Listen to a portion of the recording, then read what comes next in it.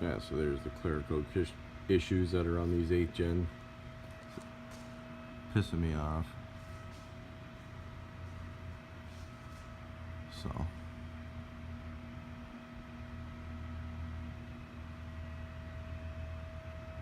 now I'm gonna fix it and put some wrap on it. So I just taped it off like that. So I'm just gonna clean up in that groove. Try to get rid of this. And just sand her down a little bit. And put some primer on it. And there's how I have the molding, I just got her taped to the side.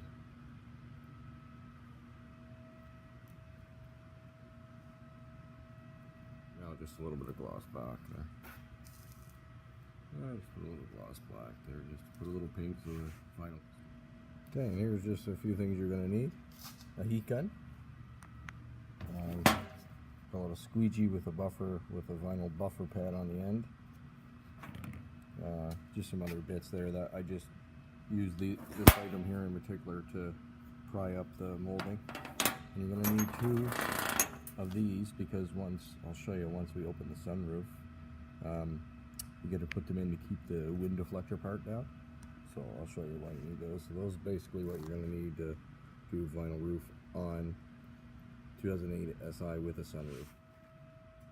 Okay.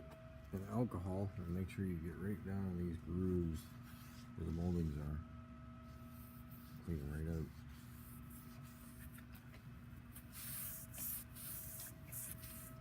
And I'm going to go over the whole surface with alcohol. So that's what I did. I got the sunroof open and the wind deflector. I got a bolt holding it down so that the vinyl clears over top of it. Yeah, so that's it. If not, it's going to hang up, I don't know, ½ an inch or something like that's going to get in your way. So that's kind of my fix for that. So yeah, I got the sunroof ready. We're going to start. Here's the vinyl. I get a 5 by 9.5 foot sheet for about $50 on Amazon. This is 4D, and it's called True R carbon fiber.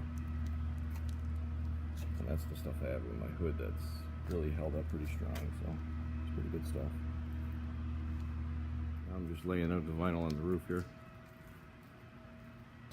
I'm just going to tape it to the glass.